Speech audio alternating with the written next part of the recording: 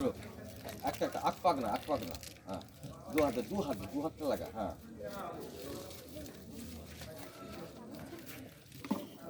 এইটা ধরে নিয়েছে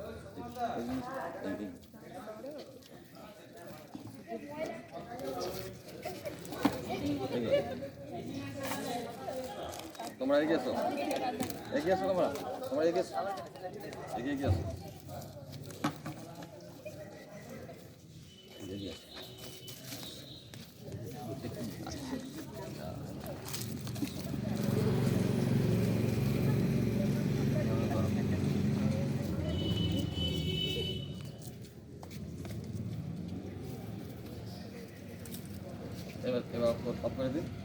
আমাদের এই ছেলেমেয়েদেরকে নিয়ে বিগত 2 বছর ধরে আমরা লাগিয়ে সুন্দর করে আমরা দেখতে পাচ্ছেন এইদিকে একটা কত সুন্দর গাছ হয়ে গিয়েছে, ওধারে দুটো পেয়ারা গাছ হয়ে গেছে, একটা বাতাবি লেবুর গাছ হয়েছে। আর এই যে পরপরগুলো দেখছেন বেশ কিছু আমাদের পাতাবাহারের পর সেদিকটাতে রয়েছে আমাদের 4-5টা দেবদারু বৃক্ষ। আমাদের বিদ্যালয়ে রয়েছে 6টি মূর্তি মনীষীদের, স্বামী বিবেকানন্দ, নেতাজি সুভাষচন্দ্র বসু, মহাত্মা গান্ধী, রবীন্দ্রনাথ ঠাকুর, ঈশ্বরচন্দ্র বিদ্যাসাগর, কাজী নজরুল ইসলাম। এদেরকে নিয়ে আমরা প্রতি বছর কাছে আমরা মনীষীদের নিয়ে প্রতি বছর আমরা বিভিন্ন রকম চর্চা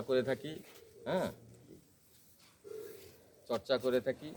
স্বামী বিবেকানন্দের জন্মতিথি নিয়ে শুধু তাই নয়, পণ্ডিত ঈশ্বরচন্দ্র বিদ্যাসাগরের 26শে সেপ্টেম্বর যে জন্মদিবস এবং 29শে জুলাই এদিন আমরা মাল্য দেই।